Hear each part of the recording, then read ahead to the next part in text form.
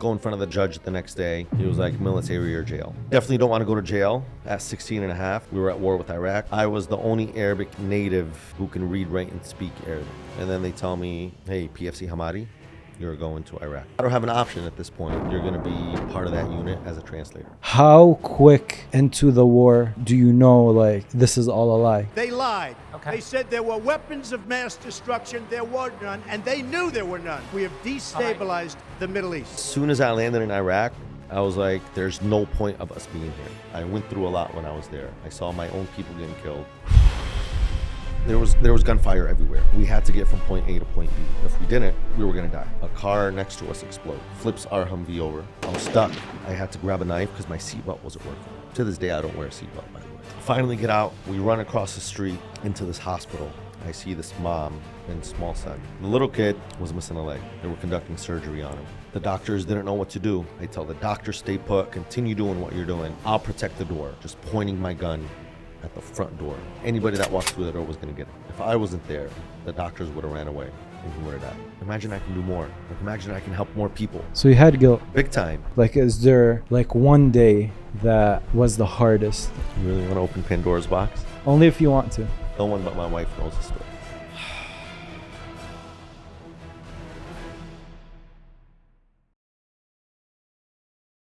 Before we start today's episode, I just wanted to thank you for taking the time out of your day and giving this podcast to listen. And I also wanted to remind you that the only way this podcast will ever grow is with your support and with your help. So subscribe to the podcast, like this video, and now let's get the show started. Welcome aboard Middle East Airlines. والمتوجهة إلى طيران الشرق الأوسط يرحب مدينة القدس العربية. Ahmad, how are you? Alhamdulillah, how are you? How's it going? Alhamdulillah. Thank you for coming. Absolutely. Welcome to Not From Here. Thanks for having me. Of course. It's a pleasure. Of course. So Ahmad, before we start, I want you to introduce yourself.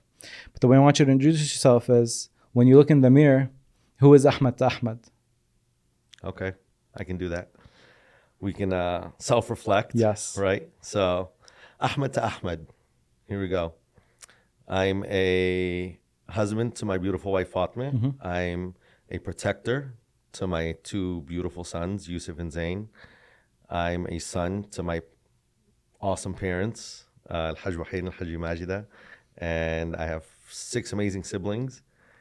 And I pretty much am just a guy here trying to help, trying to do what I can to make the world a better place. And no matter how little or how big that is, if I can do it, if I can help in an inch or if I can help in a mile, I'm here to help. You're a very family-oriented person. I am. I come from a great family. Alhamdulillah, I was raised. In my opinion, I was raised right. You know, it's subjective. Everybody thinks what they want to think, but when you look back, you think like, yeah, my parents did it right.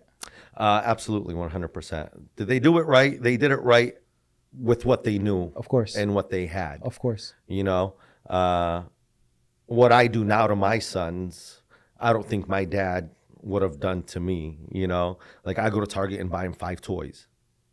My every time my dad sees me coming from Target or he calls me and I'm like, hey, I'm at Target buying Yusuf something. He's like, I'm like, okay, I know, and that's okay. Yeah. You know, we got by with what we had, and I'm appreciative for it. Like I love my dad to death, and whatever he did up to this point to raise me, I thank him for it, and I kiss his forehead for it. And every generation is different. There's no way you were going to raise Yusuf like Hajj Wahid raised you. Oh, 100%. It doesn't work like that. You can't. It's impossible. 100%. So many things have changed from then till now. It's, I mean, money, prices, you know. Just the way you look at the world, you know. To be honest, I feel like we go through these experiences with how our parents raised us, and your perspective on life is supposed to shift because you're learning everything from mom and dad. They're pouring it into one person. So however that combination goes, you are going to have a different perspective. You're raised in a different environment. Right. So 100%. that's just how the world goes. And back then, both parents didn't work. Yeah. You know, my mom never worked a day in her life. She was stay-at-home mom. Yeah. And my dad was always at work. Now me and my wife are both full-time gym. We own the gym. She owns the urgent care, and then she still works at the hospital in the morning, you know. So crazy schedules. It's crazy schedules. So to balance what we can do now to what my parents did back then, I think it's kind of hard. Yeah. So Ahmed, how did you end up here? The podcast is called Not From Here because me and you aren't from here, and I'm very interested to know, how did Ahmad's family come to America? It's a long story. Let's go. It's a unique one, but very familiar to a lot. So I was born and raised on the east side, Dearborn on Manor. And pretty much all of us, me and all my siblings. I'm the second youngest. I have four older sisters, one older brother, and my youngest sister. So we were all born here in Dearborn. And my dad came to America in the early 70s, just like everybody else, trying to flee Lebanon, come here. And funny story about my dad, back in Lebanon, he was my mom's math teacher. Oh, really? Yeah. So my dad was my mom's math teacher in Lebanon. And my mom was, I think she was 13, if I recall correctly. My mom was 13. My dad was around, I think my dad was 20. And he was teaching her math, and he got his visa to come to America.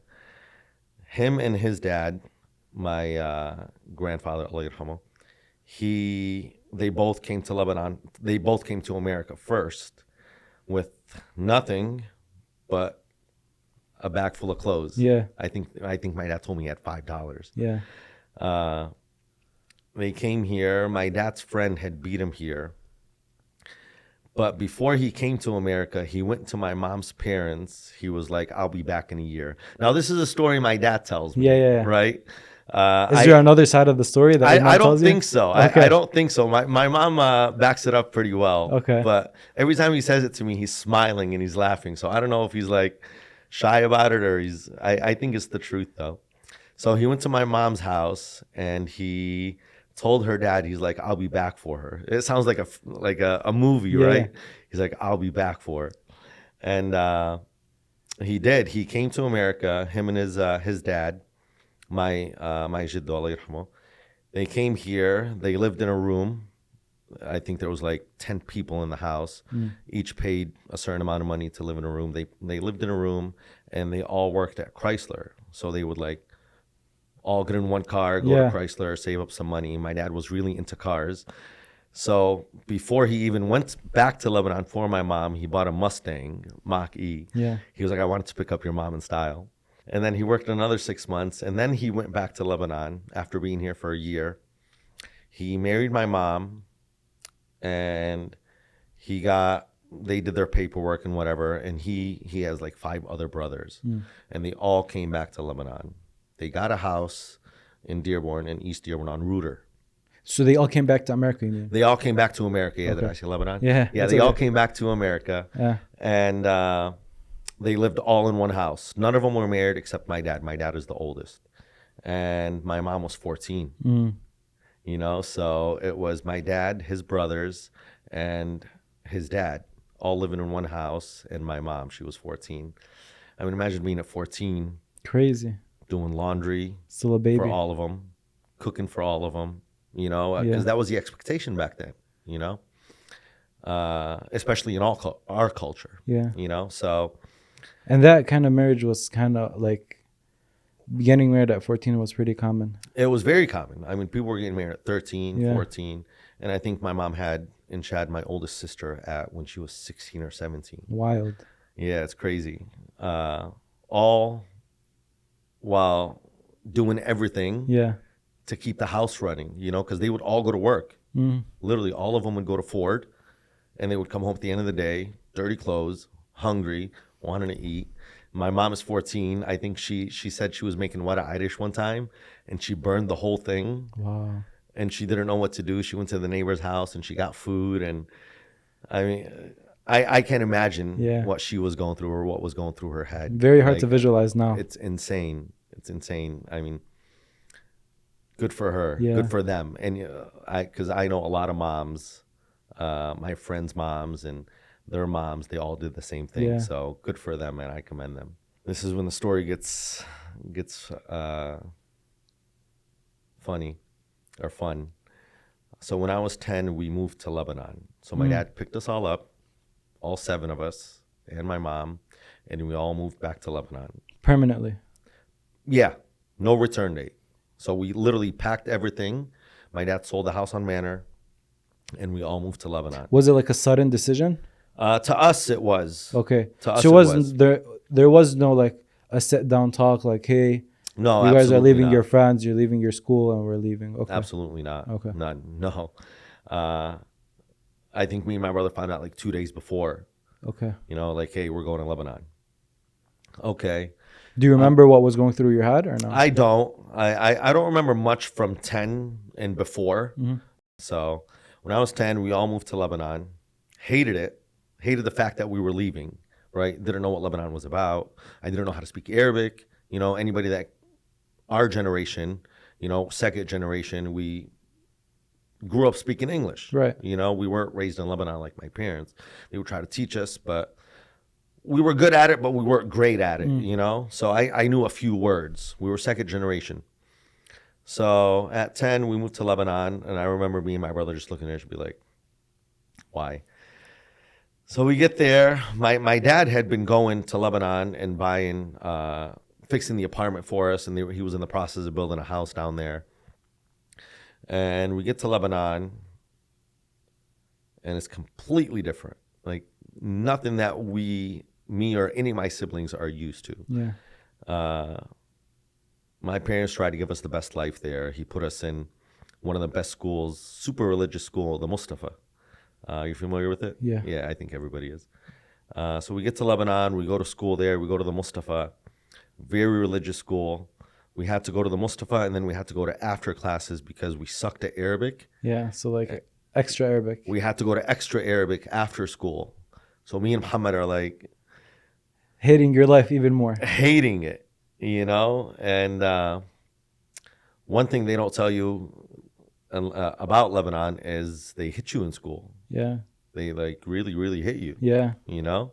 Like open Especially your hand. back in the day. Yeah, I mean, it was, what was this? 1994. Yeah. 1994, 1995. They would literally tell you to open your hands. And the ruler. With the ruler. Sideways. It wasn't even straight. They wouldn't even put it straight. They would put it sideways. They don't mess around. Yeah, sometimes they tell you to flip your hand. And so you can start to imagine where us hating Yeah. being there came from. And they would make fun of us. The kids would make fun of us because we can't speak Arabic. Yeah. And me and Muhammad are over here defending each other, like trying to fight everybody. So, yeah, we went to that school. And me and Muhammad would try to get kicked out because we would try to convince my dad, like, hey, please send us back to America. Like, Yeah. But yeah, after the 3rd year of being in the Mustafa, we finally got kicked out because they thought we were going to fail because they had 100% success rate Yeah. for brevet. Yeah. Official exams. Yeah, official exams. So they had 100%. So they thought me and Muhammad are going to fail, which we would have probably if we stayed in that school. So they kicked us out, and we went to the neighboring school. We thought when we got kicked out, my dad was going to send us back because my sister had gotten married and came back to the States. Okay. So we thought he was going to send us back with her, Your or sister. to live with her at Yeah. least, you know. But he didn't. He put us in the neighboring school, which was a little bit less religious, Yeah. less strict. And we did end up getting the brevet. But after the brevet, they kicked us out. They didn't want us anymore. And me and Muhammad are like, yes, this is it. Like, we got our chance, you know. We took the brevet, we passed. What was your dad telling you though when you were telling him you want to go back to America? You want to go He's like, back to khalas, later, بعدين. Yeah, okay. You know, that's he would try to brush it off, Yeah, you know, yeah. like put it on the side burner. Like, okay, I'll send you guys later. Just do what you need to do here, Yeah. you know. So my sister had married somebody from Boston. Okay. 2 of my sisters had married 2 guys from Boston, Okay. Lebanese guys. They got married in Lebanon, and then they moved to Boston instead of coming back to Michigan. Okay. Because their husbands had companies and restaurants in Boston. So they moved there. So me and Muhammad were sent to Boston. So after spending 5 years in Lebanon, my dad had finally gave in and sent us back to Lebanon, to America. Like I told you, my dad, I think he told me he came to America with $5 in his pocket. So he gave me and Muhammad each $100. He was like, here's $100. That's it. That's it. Okay. And I think he gave me mine in singles. Looking back at it, I'm like, where do you get singles from? I'm just kidding. But he gave me mine in singles. And I remember I was 14, Muhammad was 15. And he gave us $100. He was like, that's it. You guys want to go back to America? Here's $100. Go make it happen. What did you want to come to America do? Did you have any plan, or you just wanted to be in America? So honestly, I didn't know, right? So Okay. I left America. I left Michigan when I was 9. So I didn't know anything about the school systems. I didn't know anything about high school. I didn't know anything about college applications. I didn't even know about the internet. You know, I literally had no clue. And we landed in Boston. Like I said, I was 14. Muhammad was 15. And my sisters pick us up from the airport. And at this point, you're thinking about, how am I going to make money? 100%. Yeah. My sisters were... Like the plan wasn't to stay with your sisters. It wasn't. And my dad had told us that we have to pay rent. Yeah. Right? We had to pay rent to my Okay. sister for living there, for the cost of living or whatever. And I was like, sure, like, Yeah. that's fair. Anything to get to America. That's at fair, least, yeah. you know? I had this one friend in Lebanon. He had came to America too, but he went to New York. I call him when we both get to America. I call him. I'm like, hey, what are you doing? He was like, I'm working with my brother in New York. I was 14. I learned how to drive in Lebanon. So Boston to New York is around 4 hours. Yeah. So he calls me. He's like, hey, do you have any money? I'm like, yeah, I can probably get some money together, Yeah. you know? He was like, how about you come to New York, pick up a few articles of clothing. I didn't know what he was telling me. He was like, pick up a few articles of clothing and sell them. What's articles of clothing? So come to find out, it was bootleg stuff. Okay. Right? It was like a plain hoodie with a Tommy Hilfiger Okay. logo on it, or a Okay. polo logo on it. So he just tells me, he's just like, come to New York, bring some money. I'll give you some stuff to sell back in Boston. Yeah. And you can make good money off of it.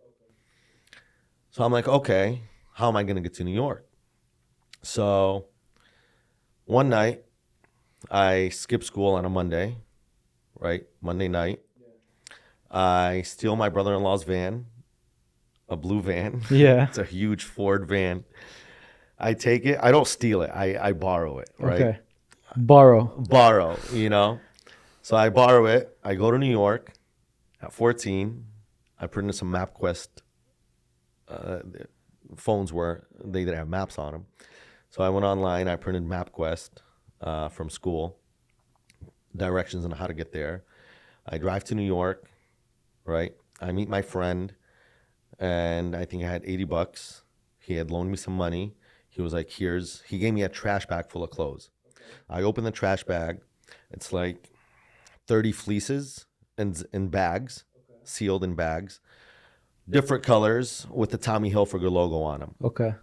And then he gave me some jackets, some puffer jackets, same thing with the Tommy Hilfiger logo and the polo logo on them. Obviously, they're fake, Okay. right? They're not real. Yeah.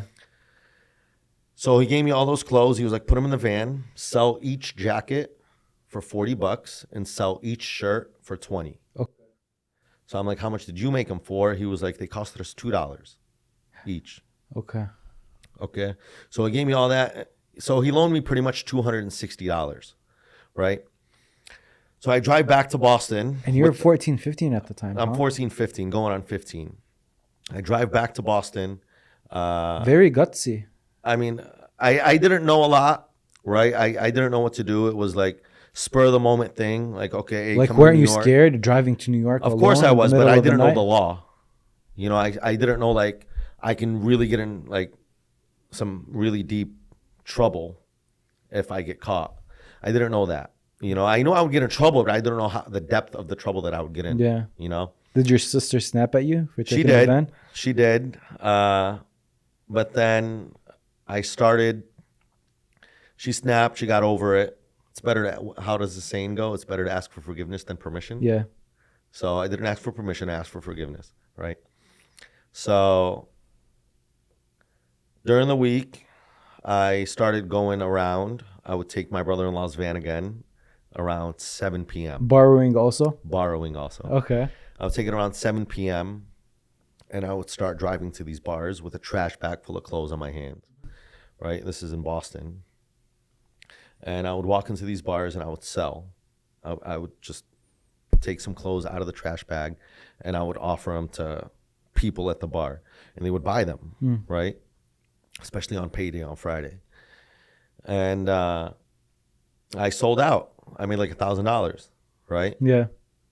Monday comes, I go back, right? So it becomes a ritual. So I do it Every week. Skipping school, you know, going to New York, going to bars, selling clothes. What's Muhammad doing at the time? Muhammad was going to school and hanging out. Muhammad became cool really quick. Okay. Muhammad became cool. So he stayed in school. He stayed in school. He was working at a car wash and at a dealership. I got you. But Muhammad was hanging out with the football team. And was he aware of what you were doing and everything? He was. Everybody at that point, after the first couple weeks, everybody was aware of what I was doing. Okay. You know, but your parents, money was coming in. I was sending money to my parents. Okay, so even your parents knew what you were doing. Yeah, I mean, I would tell them, hey, I'm going to New York. I'm buying clothes and I'm selling them in the street. And no one knew the extent of how dangerous / illegal it was? So I wouldn't go into the depth of exactly what I was doing. Yeah, but I mean, your dad didn't tell you like, hey, I don't think... No, he did. He did, but whatever you can do to survive. Yeah. You know, that was the mentality. Yeah. Like, whatever you can do to survive, just do it. And I was all about it. Okay. You know, like one thing led to another. And trust me, the nights weren't easy. Like I would get beat up. People will rob me. Drunk people will chase me down. I got chased down from a bar one time. I threw the bag in a dumpster, the bag full of clothes. I threw it in the dumpster and then I continued running to my car. Then they beat me up. And then I went back to the dumpster, got my bag and went to the next bar. Gosh. You know, fast forward, graduated high school, didn't go to college. Continued selling stuff, got caught. How did you get caught? Cops. Somebody called. I was in a salon, all female salon, selling clothes. Cops came in, looked at the stuff. They were bootleg. I didn't have a license. Boom. Go in front of the judge the next day. He was like, military or jail. Military or jail? Military or jail. Is that even allowed? I mean, I think back then, I don't know if it's a scare tactic. I honestly don't know if it's a scare tactic or if it was allowed back then. Like, hey, do you want to enlist in the military or do you want to go to jail? So the two options only. You're either going to jail or you have to join the military. Or you have to join the military. Okay. Let's say I'm the judge and I tell you, Ahmad, jail or military. What do you think I'm going to pick? No, what's going through your head? I definitely don't want to go to jail.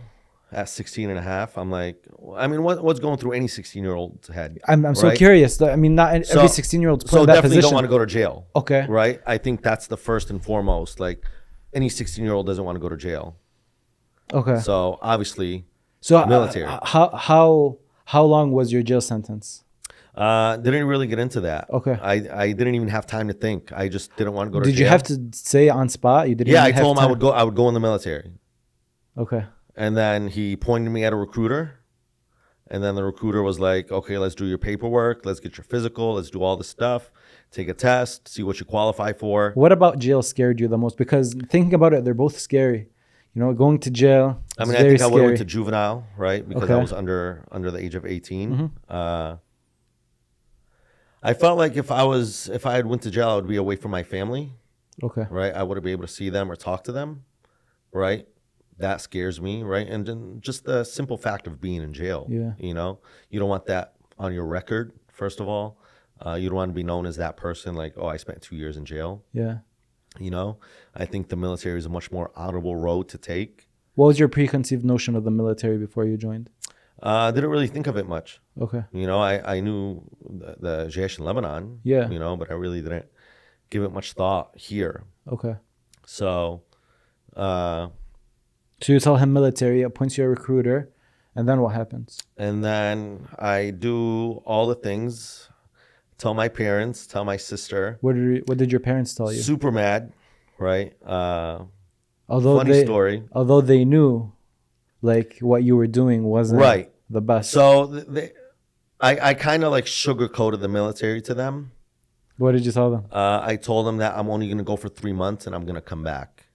Okay. Right? That I was going to go to boot camp and come back and then only go once a month to a base to train and come back. Okay. That's called the reserve, right? The military reserve. But I wasn't going to do that. But I just wanted to get rid of the initial hump, you know? What was scaring your parents from the military? Was it the fact that your life is in danger, or joining the American military? Joining the military. Okay. Any parent that hears military is like, oh my God, my son is going to go to war. Right. You know? So I think that was the biggest factor, like military. No one knows the benefits. Everybody always knows no one knows the advantages. Everybody just knows the disadvantages of the military. And we'll get into it. There's both, right? Everybody that doesn't know about the military just thinks disadvantages. Only. Like, oh, it's horrible. It's a horrible idea. You're not going to sleep. You're not going to eat. They're not going to pay you anything. And you're just serving America. Yeah. Right? Honestly, from my perspective, me thinking about the military, that is part of what I think. I'm like, America gets into all these wars that they wrongfully go into all these wars, and you're a part of that military, you know, like we all know, like, innocent people die and all of this stuff. And that's kind of my perspective on it. Like, why would I join something like that? Right. So 9/11 had happened at that point. 9/11 was already done, right? In May of 2003, I go to boot camp. I'm in boot camp with 80 other kids in a platoon, and there's 4 drill instructors. What's a platoon? A platoon is 80 recruits, right? Okay. You're a recruit. I was a recruit. Okay, so right? 80 of you. 80 of me, 80 new recruits. Okay. In one platoon, and then there's 4 drill instructors. Okay. Per platoon. Drill instructor is basically your leader. The leader, the mentors, the people that are going to whip you in shape. Okay. Right. That's what I became later in my military career, and we'll get into that. The head drill instructor, he's called a senior drill instructor. He calls me in his office, and he's like, "Hey, we're all green in here," because obviously he notices my name, Ahmed. You know, he notices my name. He calls me in the office, and he's like, "Hey, we're all green. That's the Marine Corps color, green. Our uniform is green." And he's like, "If anybody gives you any problems or any trouble or tries to do anything to you, you come see me right away." And that stuck with me. Like, I was like, okay. It literally, like, I still know his name, Staff Sergeant McElwain. I'll never forget his name. I know all my drill instructors' name, but his name and his face, I can literally see it. Like, yeah. Because I was with him. He instructed me for 3 months. Why do you think that stuck with you that long? Because he wasn't going to let any harm come my way. Were you... Like, it's not that I was scared. Okay. I wasn't scared, and I didn't think anything was going to happen to me. Okay. All the recruits there, we were all 18, 17, 16. We were literally there. We were all scared. We didn't know what to expect.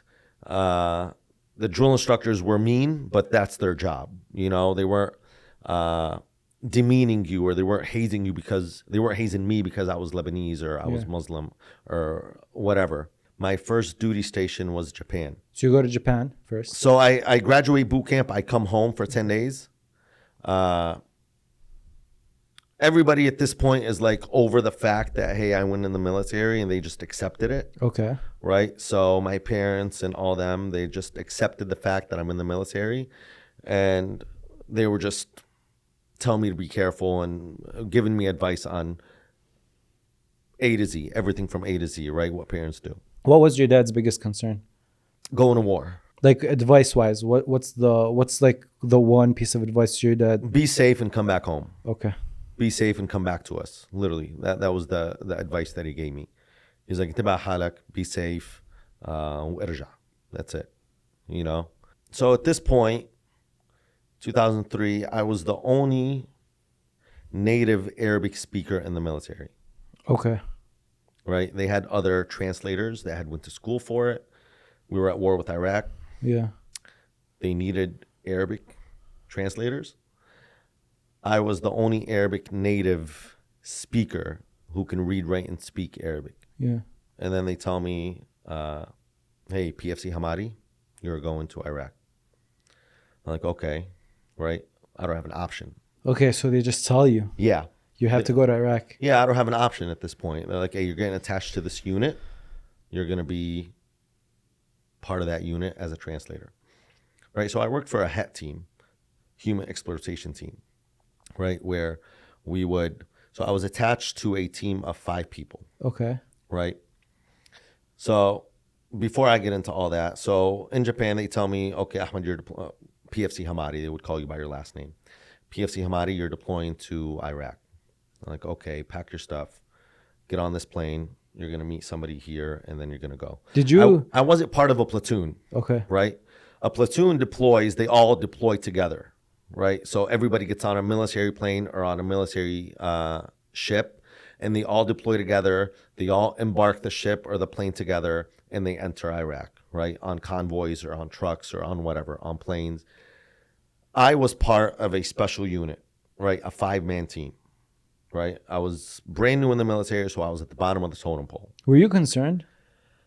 I was scared, you know. Like it got real very quick. So in 2003, when I deployed, there was already people coming back from their first deployment, Okay. right? Because the war started earlier. So there was already people coming back. So I got to hear some of their stories when they came back before I left. So I was terrified. What are some of the things you heard? So they were telling me it's ruthless, right? They wouldn't get into detail because I didn't want to hear detail, right? I wanted to go in there with no expectation, because if I went there with some sort of expectation, it would make me even more scared. Yeah. And I just wanted to go in there and not know what's going to happen and just take it as it comes, you know? So I get there, and this is early 2003. And so my mission, or my team's mission, was to go into villages, right, and meet the sheikh of that village, like the head guy of that village, and build a relationship with him. Okay. In turn, he'll tell us where the bad guys are, right? Because there's always new bad guys coming into new villages, right? Can you explain that a little bit more? So the insurgents, right, the extremists, they would come into town, they would occupy a village, right? And then they would start bombing the military base. So they would try to find villages that are highly trafficked, have a lot of people in them, have a lot of innocent people there. So 1, they use them as shields. 2, they want somewhere where they can strategically place car bombs when the American military passes by, not caring for any lives lost, right? They can put a car bomb in the suq. There was a lot of suqs back there. So they can put a car bomb in the suq, not disregarding everybody in the suq, every innocent child or every innocent person in that suq, right? As long as they kill 1 or 2 Americans, they're happy. 50 kids can die in the process, right? That's the image that everybody does not get. Everybody does not understand that the extremists, the insurgents, were killing their own people in the process while trying to kill Americans, kill the West, anybody West. But like backtrack a little bit, and obviously now we know that America made a big mistake going into Iraq. 100%. They should have never been there. There was no weapons of mass destruction. Zero. There was nothing, you know. How quick into the war do you know, like, this is all a lie? You know, like they lied, they got into Iraq, and they started killing people. So for me, it was immediately. As soon as I landed in Iraq, I was like, there's no point of us being here. There's literally 0 point for us to be here right now. What are we doing here? And I started asking these questions to everybody. Like, hey, what are we doing here? Like, what's our objective? What's our purpose here? What are the answers? Why are we here? What are the answers? If Because we everyone are. if everyone realized that we Because shouldn't we be are. here. Orders from the president, right? Obviously, he has something against Saddam Yeah. because his dad in 1991 with the war back then. So I realized it immediately. And shortly after that, a week or two of being into Iraq, I realized that, one, I'm not here for America, right? I don't want to be here for the wrong reasons. I mean, yes, I have the American military uniform on. I'm American, right? I'm doing this Because you have to. because I have to, but I'm going to do it on my own terms, right? Do you have a sense of like damn, these people are like the group, the military, the group that you belong to, you're coming here, and it's a little different for you because you're Lebanese, you're Arab, and the people are dying that are Arabs. So do you get this feeling of like, man, like these are my people, they're getting hurt? Like, is that going through your head? So 100% it did, right? Going into town, right? And realizing that these are my people. Let me remind you, when I was in Lebanon, it was war torn. I was there during the war, so I experienced some of it. So once I got there, stuff started coming back from those days when I was in Lebanon with that war, and seeing. Remember when I told you I didn't realize like what was happening, but when I got to Iraq, it all clicked. Yeah, Like that's back in what was Lebanon, happening. It clicked. That's what was happening. Yeah, but Bombs now you're were- on the other team Bombs now, were falling. People or on are the other dying, side. Yeah, right. Bombs are falling. People are dying. Now I'm seeing the people dying. And it was a very, very uncomfortable situation for me to be in. Very uncomfortable.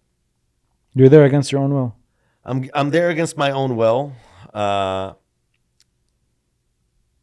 I wanted to help as much as I can the people of Iraq more than I want to help anybody else. So you're saying, like, just to summarize your state of mind. So you got there, you realized something wrong was going on, and you were like, "I'm here. There's nothing I can do about it. Let me do the best I can." So let me survive. Okay. So that was number one. Two, let me make the best out of the situation. And you're very young, Ahmad. I'm very young, but I'm not dumb. Like, I see extremists and insurgents killing innocent people. Let me do something about this. Let me try to do something about this. Right? So I do. When I would talk to my team, I would be like, hey, I'm Muslim. These are my people that are dying. Their own people are killing them. We need to do better. We need to make this better. Yeah. So you had to kind of work both sides. You're talking to the Iraqis. We all didn't want to die. Me and my whole team didn't want to die. Yeah. Right? But we wanted to help. Yeah. So I was able to persuade. So you're talking to the Iraqis, translating, building these relationships with these sheikhs, and at the same time you're talking to your team about what's actually happening, because how much does an American understand of these are nothing. extremists, these are innocent people, this is happening? So I would have to translate everything that me and the sheikh talked about to my boss, right? So I would beg the sheikh, I'm like, just tell me what I want to know so we don't have to go any further. Just please, I'm trying to help you out as much as I'm trying to help me out. What was their reaction to the Americans being there? So some of them loved it, right? Some of them didn't like it at all, the insurgents. Some of the innocent people didn't like them either. I mean, just imagine a bunch of strangers coming into your town and start shooting up the place. Yeah. You're not going to like it. Of course. But some of them did realize that we were there for the right reasons. We were there to get rid of the insurgents and the insurgency and Saddam. Mm-hmm. Everybody lived under fear there, man. Like, if you walked into a house and you didn't find a picture of Saddam, he would kill you. If one of his sons walked into a house and he saw anybody that he liked, they can sexually assault them. It It was a horrible, horrible living conditions. You know, no one would accept it. So I wanted to do the best I can while I was there. So I would beg the head villagers, the sheikh, that I would be like, please help me. Like, I will give you. I have money. I have school supplies. I have water. I have food. I would provide you anything to prevent the Americans from coming here and doing what they're going to do to find these bad guys. Just tell me where the bad guys are. Because if the Americans come, they're going to just go and just take out the whole village. That's it, you know? But it was my job to find, seek, and eliminate the threat before the Americans, before anybody even got there. Yeah. You know? So a lot of them would budge. A lot of them would budge. Would you tell them that you're Lebanese? So they would find out by my accent, right? Okay. Eventually, I tried to adapt the Iraqi dialect. Very hard to do. But eventually they would find out I'm Lebanese just by my dialect. Yeah. You know, I'm from Bint Jbel. You know, I say Jij and Shabik. Yeah. You know, I would imagine how hard it would be to trust like an American speaking Arabic, telling them, "Hey, help me, like help me help you." You know, like they're for sure I going had to be trust prove issues. myself, right? Okay, how did you do that? I definitely had to prove myself. I had to keep my promises. Yeah. If I told them I was going to give them money or help them build a village or bring doctors in to take care of the sick, I would. You know, I would go back to the base. I would get as many corpsmen as I can, and I would take them back out. And they would do physicals on the kids. They would help them, you know. So I kept my word as much as I can.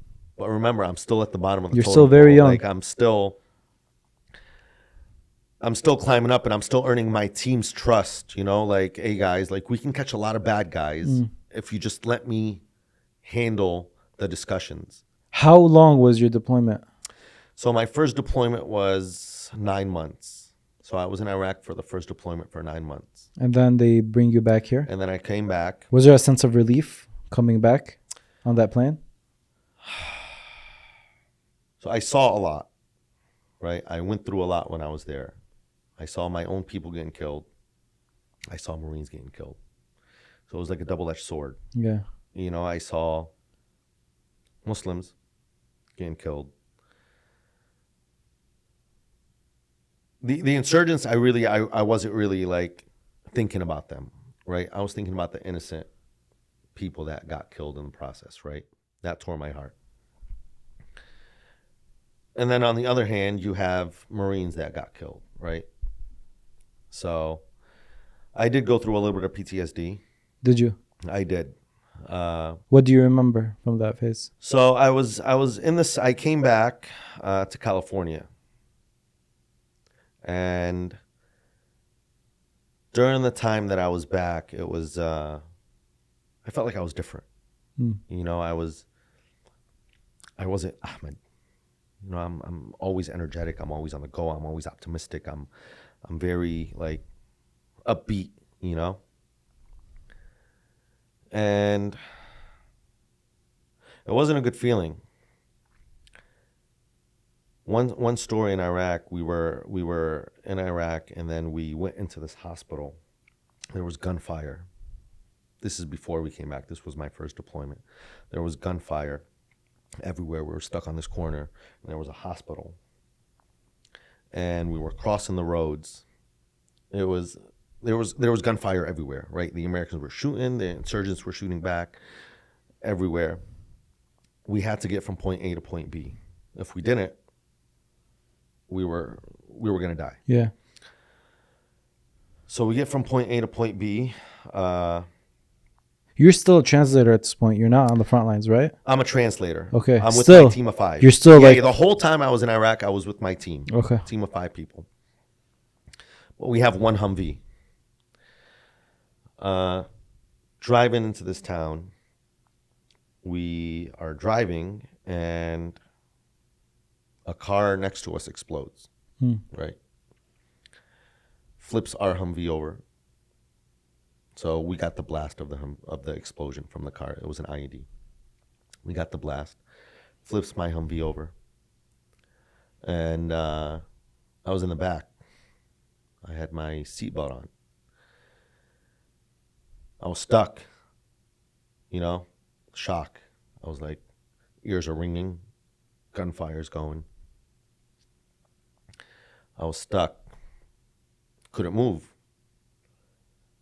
Couldn't really look left and right because all the gear that I had on. Yeah. Right. I had my armored vest, a flak jacket. I had my rifle. I had a pistol. I had my helmet on. I had the seatbelt on. I was stuck. Heard everybody. I can still hear the echoes in my ear right now, echoing from the explosion. Was finally able to get out. I had to grab a knife because my seatbelt wasn't working. To this day, I don't wear a seatbelt, by the way. Really? I hope no cops are hearing this or no cops pull me over. Seatbelt was stuck. I'm looking for my knife because there's still gunfire, right? I need to get out. First thing that came to my mind was like, I need to get out of here. Like, I'm stuck. This thing's about to catch on fire. Need to get out. What about the other people in the car? So we're all doing the same thing, Okay. right? The bomb didn't go off from under us. It went from the side, right? So to my knowledge, okay, it didn't explode from the bottom of us or else we'd all be done, right? The Humvee would be on fire. We'd be done. Reach for my knife. I cut my seatbelt. It's such a thick seatbelt. I'm like, cutting. Took me a minute. Finally get out, kick the door open the door, the front door for my guy. I get him out. All four of us, all five of us end up getting out of the Humvee. And we take off. None of us were injured. Minor concussions or whatever. We run across the street into this hospital. And I see this mom with her husband and small son. They're trying to get out of the hospital because they hear the gunfire.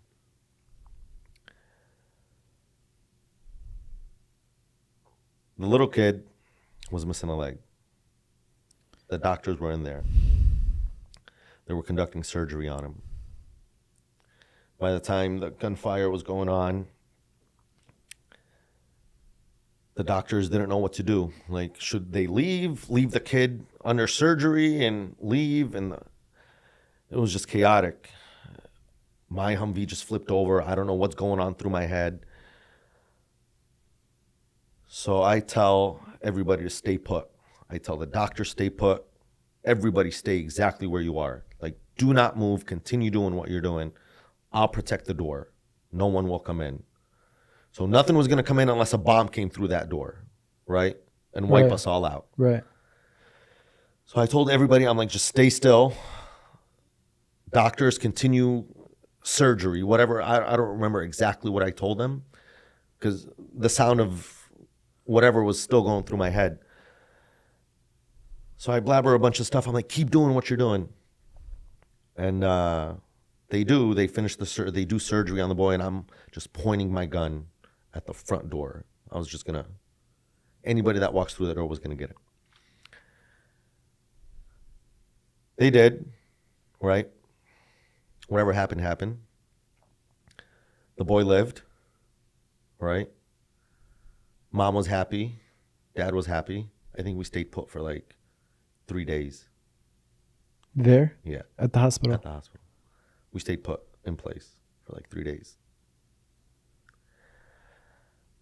Mom was happy. Dad was happy. Boy was living. We had a bunch of food in our packs, MREs. They would last us for days. Yeah. So that's what we ate on, MREs. And I gave the people that were in the hospital. Little kid's name was Mustafa.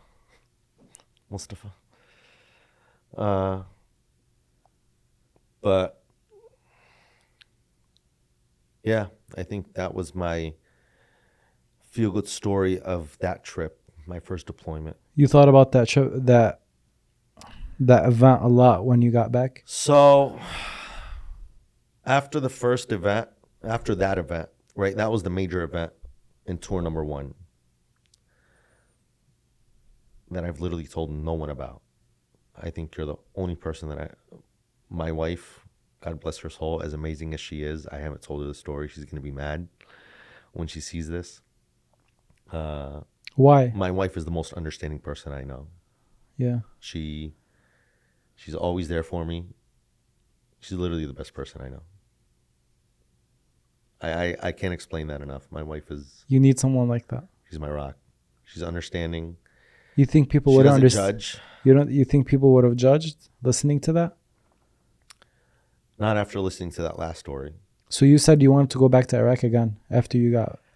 Yeah. Or were you just sat back? So I thought about Mustafa a lot, right? And I was like, if I wasn't there, the doctors would have ran away and he would have died. Mm. Right? I kept everybody in place, conducted the surgery. Surgery was successful. Granted, he's missing a leg, but he's alive. Yeah. I'm like, okay, imagine I can do more. Like, imagine I can help more people. So you had guilt. I had guilt, big time. Especially you said you were the So only Arabic native speaking. I was only back for 4 months in America, right? I had to get out of my head. I was in my head too much. I was thinking, like, let me go. You kind of needed the chaos. It's not that I needed the chaos. It's not that I craved the chaos. I don't crave adrenaline. I'm not that kind of guy. I don't crave it. I want to get out of my head. I want to see if I can do more. I want to do good. I don't want to do bad. Yeah. By the time the second deployment came, I moved up in rank quick. Okay. I did great in Iraq. Like, I caught a lot of bad guys, right? So you requested to go back? I requested to go back. I gave out a lot of money the first time to build schools, to buy school supplies, to build their town, to supply their hospitals to the Iraqi people. Mm. So I moved up the ladder quick. I was a staff sergeant by the time I went to Iraq the second time. How many deployments did you do in total? Combat deployments 2. What does that mean? So to Iraq 2. Okay, so Non-combat, I went to Australia. I went to like different countries. They were non-combat, just regular deployments. You would go for 6 months and come back. Combat deployments, I've done 2. Non-combat deployments, I've done 5. So 7 all total. in Iraq specifically, how many times did you 2. go back? So you went just twice. The first time, the second time, and that's it. That's it. Okay. So I went back. So the first time I went, that was the Mustafa story that stuck to me, right? Is there a day other than the Mustafa story that sticks with you? Like, is there like one day that was the hardest, was the darkest, was the... You really want to open Pandora's box? Only if you want to. So, okay, Jafar, I'll tell you a story. No one but my wife knows the story. And now it's about to become public. I'm okay with it. I'm retired from the military now. I'm at a great place, right? Have you ever seen the movie Sound of Freedom? Yeah. So me and my wife went and watched Sound of Freedom. And I went home that night and I couldn't sleep literally for like 2 days. PTSD? I thought I was over my PTSD. I think it was just memories. Okay. I'm completely over my PTSD, and I'll tell you why I'm over my PTSD. Sound of Freedom hits home for me. Like I said, my wife is the only person that knows this. I'm sorry, Fatima, I didn't tell you about Mustafa, but now you know. So this bracelet, I wear it every single day, no matter where I go. And I'll tell you why I wear it. Anybody that knows Sound of Freedom, that's watched Sound of Freedom, this story should sound familiar to them. We were in Iraq the second time. Okay. Towards the end of my tour. Right? So I was creeping up towards the end of my tour in Iraq. And I knew in my mind it was going to be my last tour. Like I just knew, like, I'm not coming back to this place. Yeah. I've done what I can do. Like, I've done a lot of good. Let me just finish this tour. Were you content at that point? I was content. I was very content. Not very. I lied. I was not very content. I was just content.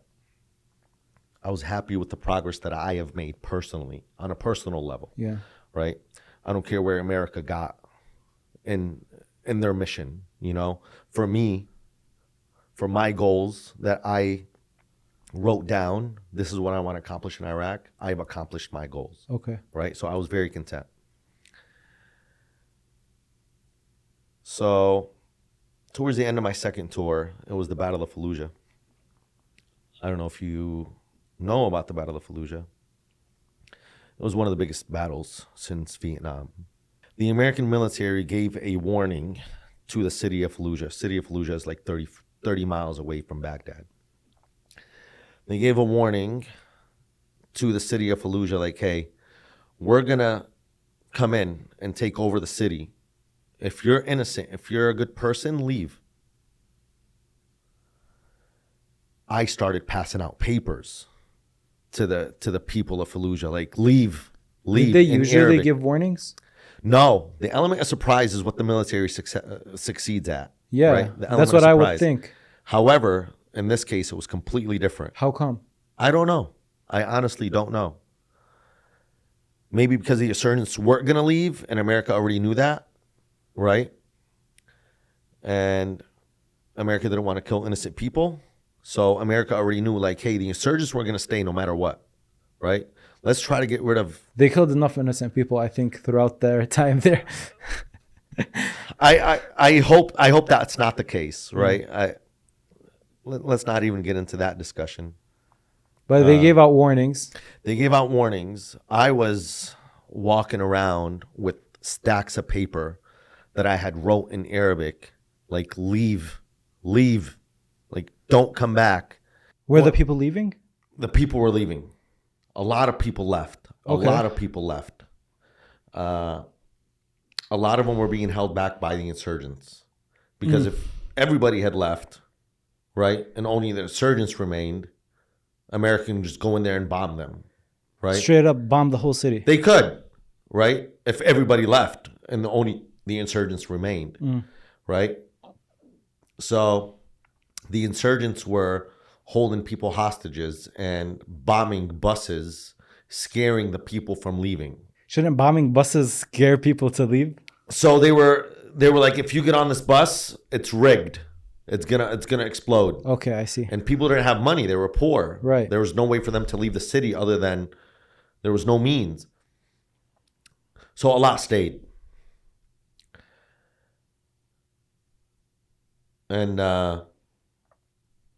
Battle of Fallujah started, right? It was a huge battle, building to building. Marines were going from building to building looking for extremists, insurgents. They were going building to building, whatever they can find, they would eliminate that threat. Because they can't go and just bomb the whole city because there's still innocent people inside? Right. That's not very strategic, right? If Right. they just go bomb the whole city. I mean, they could if they wanted to, but that wasn't the plan. They just wanted to capture the insurgents. If they can get them alive, that's even better. Why? Why is that better? Interrogation. Okay. Find out some stuff. So so that's what the Marines were doing. They were going from building to building looking for insurgents. And you were with them on these trips? I was not. So I would get called if they found like a high value target. Okay. Right. So if there was a high value target, I would get called. Right. There was a high value target. Was it, as you said, it's the second largest battle since Vietnam? Do you see that? Like, do you feel it in the moment? Like, this isn't normal. What's happening here? Insane.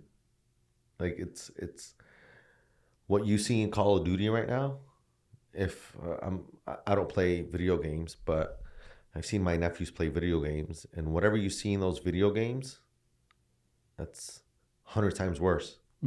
Like people shooting at people like directly. Straight. Gosh. It's insane. There's no way I can explain it to you to where you would understand unless you were physically there. Of course. Right? So, scariest thing I've ever been through. Scariest ever. Like, I'm not scared of anybody except Allah. You know? But that was scary. I was terrified. You know, every single second of the day I was terrified. I was like, okay, this is the day that I'm not going to make it. This is the day. Really? Yeah, because it's just, you never know where it's going to come from. Yeah. You know? And if it was my time, it was my time. I've done good. Like, I did good. Like, I think I helped our people, you know, go through some stuff and get out of bad situations. I think I definitely did more good than bad, 100%. I know that for a fact. You don't know what happened, man. It's insane. Like I really can't get into it right now, into detail. But if anybody wants to know, just come talk to me. Like I would sit down kneecap to kneecap, and I would gladly pour a cup of coffee over it and talk to you about it. Just bring donuts. Like I love donuts. But I'll tell you a story. The culminating event. Let's just call it the culminating event. This is the culminating event of my story in Iraq. We got called on a high target. It was this 3-story building. And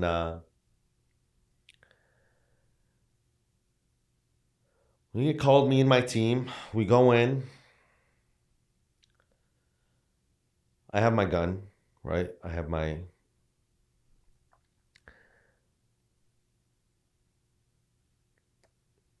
We're all carrying guns and pistols, AR-15s. We have pistols. An AR-15 magazine is 30 rounds, right? So I walk in with 30 rounds. I walk into the first floor. I'm not the lead man, by the way. The way it works is the lead man is pretty much by rank, right? The lowest man on the totem pole is the lead man. It doesn't always work that way, but majority of the time it does. Lead man goes in. We do what we have to do. By the time I get to the second floor, I'm at 15 rounds left in my magazine.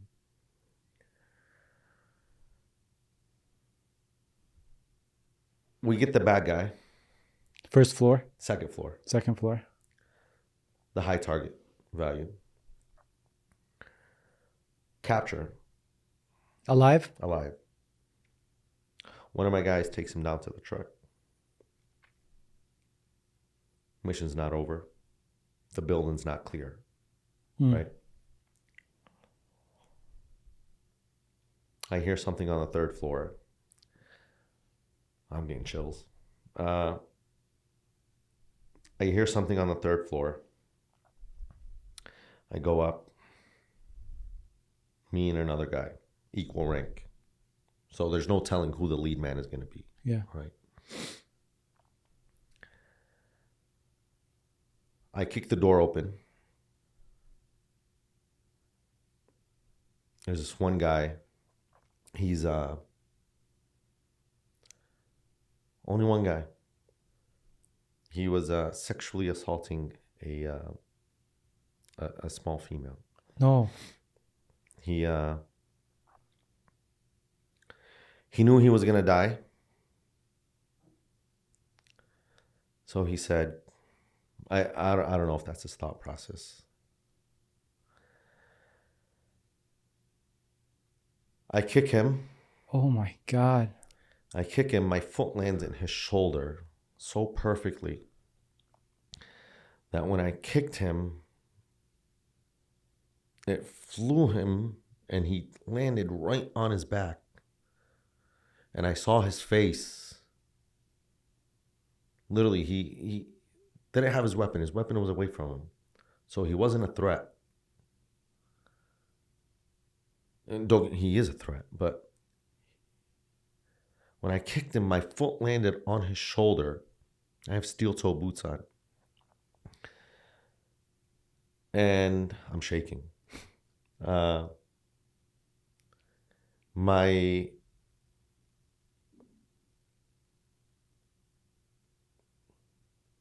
Take your time. Yeah. So by the time I got to the 3rd floor, I had 9 rounds left in my magazine before I entered the room. I left the room with 0. I left the room with 0 rounds and with a little girl named Mariam.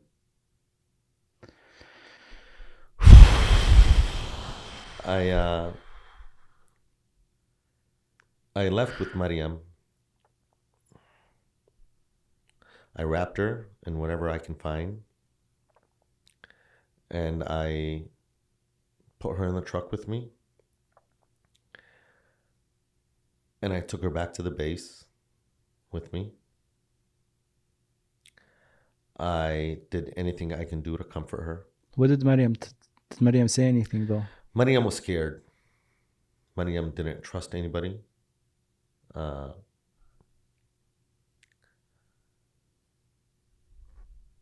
had to break the ice, right?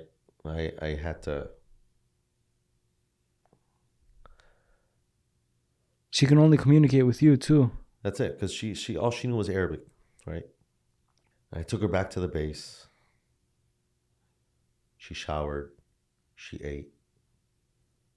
I gave her food. I gave her clothing, whatever I can get. And I promised her that I was going to find her parents. She trusted me. She was 10. Oh my God. She was 10.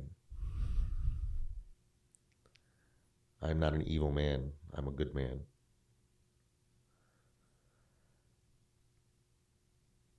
I recall telling Mariam, I apologized to her. And I don't know why I told her everything's going to be okay, because it wasn't okay. You know, I told her everything's going to be okay in Arabic. But everything wasn't okay, you know, at all. For the both of us, you know. I didn't save her, you know. I wish I had got there sooner. And Mariam stayed with me for like 2 days, 2.5 days. And I found her parents. How'd you find her parents? So I had really good relationships with the shuyukha in the villages. I went around asking, does anybody know this girl? Does anybody know this girl? Luckily, one said yes. Where's her parents? They're in the neighboring town. They fled. They kept the girl. The insurgents took the girl as hostage. So I drove 40, 50 miles just to find her parents. Once I located them, I wanted to make sure they're alive, they're well, before I put the girl in the truck with me and took her. I drove back to the base. She didn't know what to expect. She just thought I was coming back, you know. Did you tell her, I'm going to go look for your parents? I told her I'm going to find her parents. I promised her I was going to find her parents. I promised her I was going to find her parents. And subhanAllah, like, everything happens for a reason, man. Allah puts you in places where He just needs and wants you, you know? And at that moment, that was my purpose, you know? I felt it in my core, like that was my purpose. But I got there too late. So I went back to the base. I found Mariam. sitting right outside. We had little houses where we sleep, and outside there's like a wooden bench table. Mariam was there sitting. She was eating her food because I left her some food. And I bought her some toys from the commissary, like little, whatever I can find. I went to the commissary and bought her some stuff. And when I came back, she had made me this bracelet that for the life of me, I can't remember what I did with it. She made me a black, red, and blue bracelet. Majority of it was black. It had some red and some blue. It looked just like this one. Yeah. She made it for me and I lost it because I really didn't know the importance of it, that it was going to be this important to me back then. So I just like took it and I was like, oh, thank you so much. Like, obviously in different words, but I took her to her parents, gave her one final hug. I told her now everything is going to be okay.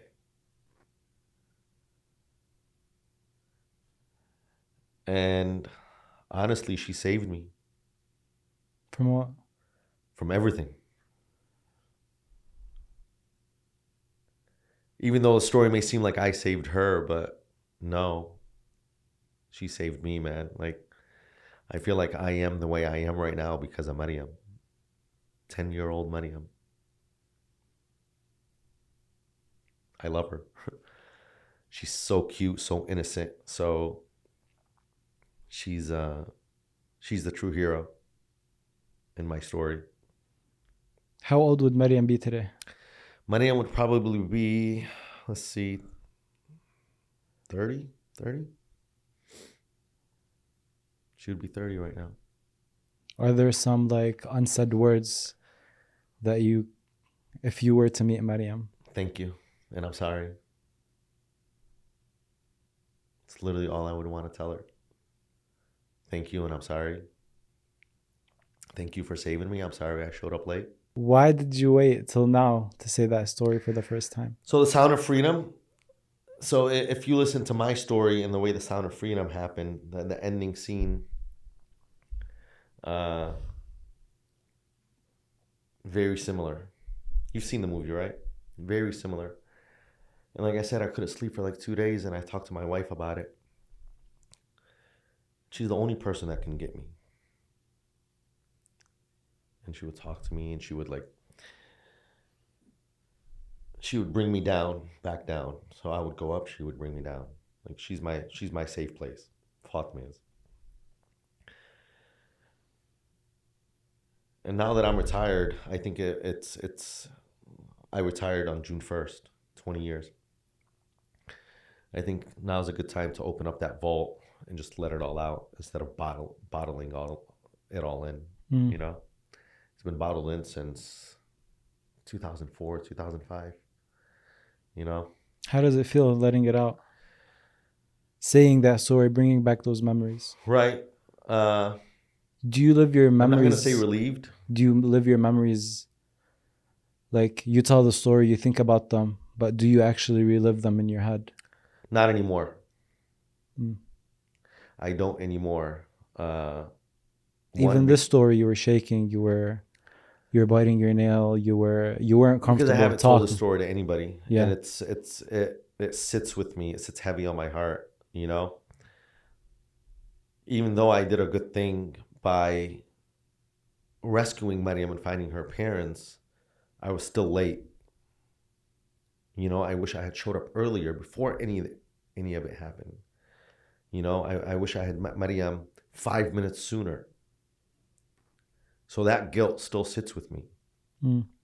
Even though I did a good thing, even though that was the culminating event for me in Iraq, like that was just the cherry on the top. Like, okay, thank you, Allah, for making this happen for me. You know? And I'm no hero.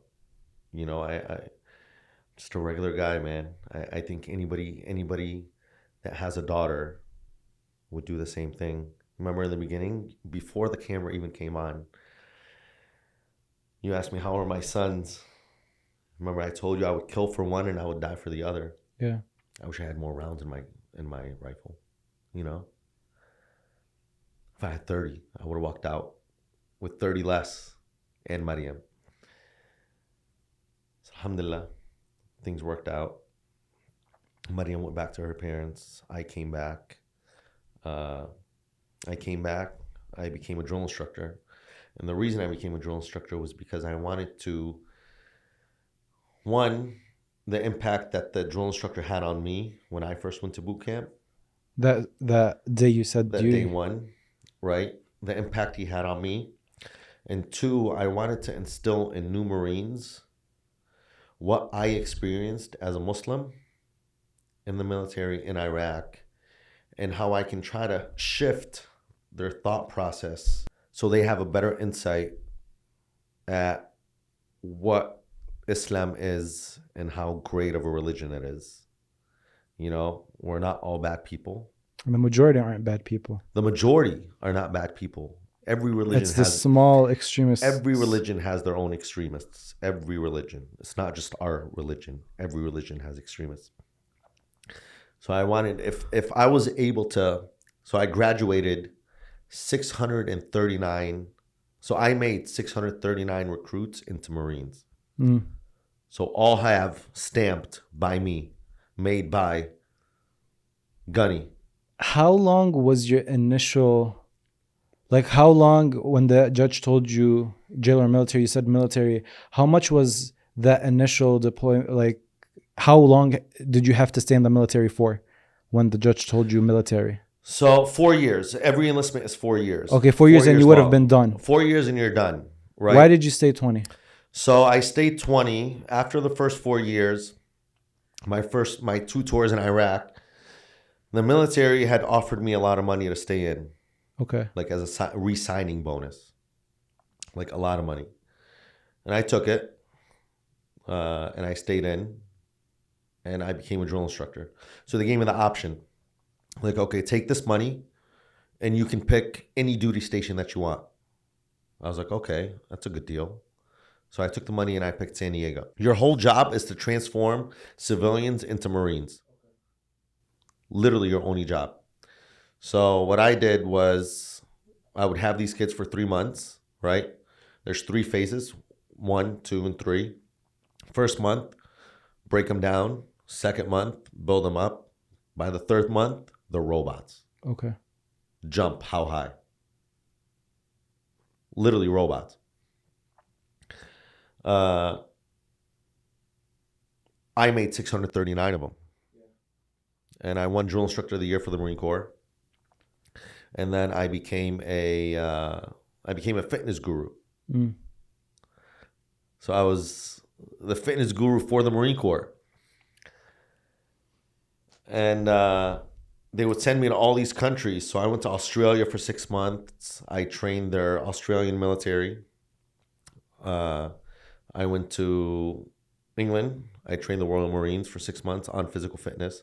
Came back, implemented a program in the Marine Corps, the HIT, high intensity interval training. However, in the military, they called it high intensity tactical training. So there was a difference. Came to U of M and trained the football team and the basketball team a little. And then COVID hit, and then you opened your gym. Became a thing. Yeah. Ahmad, if Yusuf or Zain come up to you. Never. Tell you I want to go. Never. No? Never. Why? I want my kids to grow up with zero trauma. Hmm. I want my boys to grow up with health, wealth, happiness. Okay. Right? I think every father wishes those things on his kids, right? I don't want them to grow up with the trauma that I grew up with, because it's a lot, right? The wheels are always spinning in the head. Yeah. It's a lot. Like, there's a lot that I still bottle in. There's a lot that I don't tell anybody. But although, Ahmad, every time I see you, You're very smiley, positive. So what is a man? Right? Yeah. Every morning you wake up, right? A man is given a backpack. And in that backpack, you have bricks. Every brick represents some sort of pain, right? It can be physical pain. It can be emotional pain. It can be spiritual pain, right? And every morning you have to hike up a mountain, right? And depending on how many bricks you have in that backpack, it gets heavy. Yeah. Right? And no matter what, you climb up that mountain, right? Sometimes it's going to take you forever, right? Sometimes you're going to leave in the morning and not come home till midnight after everybody is already asleep. Yeah. Right? No matter what, any man that's worth his salt, right? Any man that's respected, that's emulated, will climb up that mountain and not complain, not be the victim, and not feel sorry for themselves. Mm. Right? Yeah. Come home, go to sleep, wake up in the morning, pick up the backpack, do it again. Yeah. Right? That's the definition of a man to me. I will never play the victim. I will never complain. And you're just going to keep bottling up? Not bottling up. I just opened up. Yeah. I literally just threw like 5 bricks out of my backpack. You know? How does that feel? Feels great, but now what? Yeah. You know, my backpack is a little bit lighter, but there's still bricks in there. Yeah. You know? Not playing the victim. From what it sounds like, your wife helps you a lot. A lot. Take those bricks out. A lot. What's the one thing villains and heroes have in common? They both have a traumatic experience when they were younger. They both come from pain. Yeah. Right? One uses his pain for what? For good. For good. And then the other one uses his pain for what? Evil. For evil. Right? Take Batman and Bane, for example, my favorite 2 characters. Right? Bane was ready to destroy a city. He had a horrible life, right? Batman had a horrible life too. He was ready to save the city. So that's the way I look at it, right? Just channeling. I'm no hero, but I will use my pain for good. Okay. Everything that I release is going to be good. Inshallah. Inshallah. Ahmad, you went through all these traumatic experiences. You went through all this, like all these experiences that probably most people here will never ever have to go through. And after that, you went and you said you were helping other military physically and mentally. You mentioned that you do motivational speaking to them as well. Right. So I would assume that you're a good person to get advice from, to talk to. Right. Right. But let me see if you had the chance to give 14-year-old Ahmad a paper while he was on that flight coming to America, leaving Lebanon, what would your advice to be to that, Ahmad?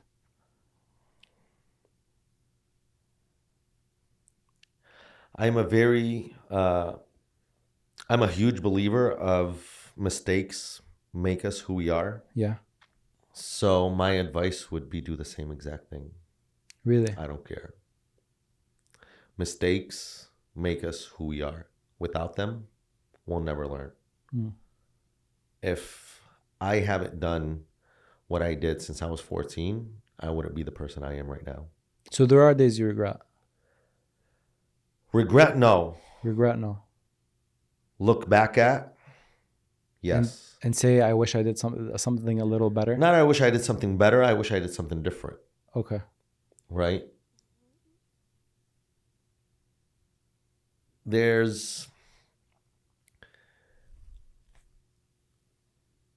I wouldn't be the person I am right now, sitting here, if I didn't go through what I went through, if I didn't do what I did, you know? Anybody that knows me and knows me well knows that I'm a good person, outside and in, right? Some people will love me just because it's me. Some people will hate me just because it's me. I can't control that, you know? I can only do what I believe is right, in hopes that you would love me for it. I don't set expectations. Expectations are for sales, right? You predict, what are you expecting to make next year? What are your sales for next year? Predicting, expecting, you know? Expectations are for, if you want to fail, expect somebody to do something, or expect something, right? Everything is earned. Every single thing is earned. If you expect to make $200,000 in sales next year, how are you going to expect to make that? You're going to go out there and earn it every single day, right? You have to earn that $200,000. You expect to make $200,000 next year? You can't expect without action. Without action, you have to earn. Respect is earned. Yeah. Right? Anything in life is earned. So I don't expect anything from people. If I want it, I'll learn it. That's literally the only way I can look at it and the only way I can describe it. If I want something, I'll learn it. Yeah. What's one thing that we didn't talk about today that you think we should have?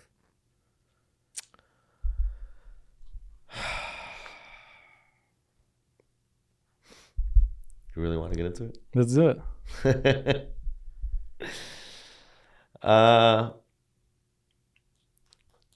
I mean, there's a lot, right? I just don't know how far you want to take it and how much more time we have, because there's a lot of topics that we can talk about. What's the main one? What's the main one? That we didn't talk about that you think we should have talked about? Men in society nowadays? Mm-hmm. That's something you're passionate about? Yeah. Go for it. There's not a lot of... there's a lot of fakes out there, wannabes, right? That don't stand up for what's right. People don't realize that a lot of times you have to be a good guy and not a nice guy. You know, there's a difference between being a good guy and a nice guy. Standing up for what's right. Seeing something that you know for a fact is not right is not the time to be a nice guy. Be a good guy. Stand up for what's right. Stand up for what you believe in. If you don't believe in that, don't be a nice guy and just say yes. Like, hey, I'll agree with you. No, just be a good guy and say, voice your opinion. Say, no, this is not right. You know? Yeah. And I think we need more... I don't want to use the term toxic masculinity because I think it's overused, you know, but we just need a lot more stronger men to stand up for what's right and just not go with the flow of things. Dead fish go with the flow, you know, just don't go with the flow of things. Just grass and trees came from the same place.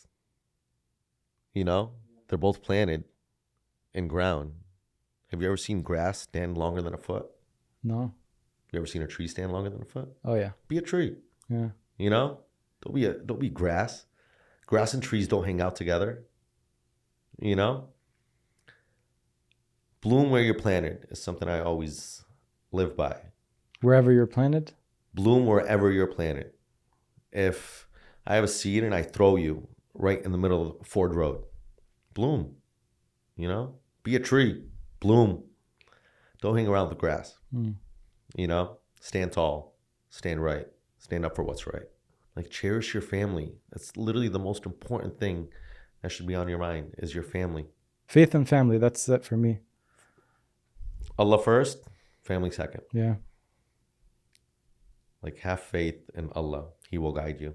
100%. He always does. 100%. Have faith in Allah and He will always guide you. He did it for me. If it wasn't for that last week in Iraq, He guided me. He led me to that building. He led me into that room. He led me to Mariam. He led me here right now because of that day. Have faith in him and he will guide you. I'm so glad that you decided to tell that story. And I'm personally very glad that you were down to open up in front of me. Like, that's a big deal to me, you know, like this means the world. I thank you so much. Of course. Thank you. Alhamdulillah. Me and my wife had a discussion before I came here. And she told me, if you're not ready, don't do it. I told her, I left the house at 3. I live 20 minutes away from here. I told her, let me think about it on the drive. So I drove for an hour thinking about it. And yeah, I'm glad I did. Battle's not over, you know. We're up the hill. Now time to get down, you know. So. And we're listening to the story. You still have to live with the story your whole life. So, like you said, battle's not over, but we're up the hill. Yeah. I'm pretty sure you got it. I thank God every day that I'm alive. Aspire to inspire. I've always lived by those words. I hope I can inspire everybody one day to be a better person, to do better, and to have faith in themselves. Yes. Because all of us are unique and all of us are awesome in our own way. So I hope everybody knows that. Work hard, don't stop, and it'll all pay off. Inshallah. I love the message that you give. Thank you, Ahmad. Alhamdulillah. My man.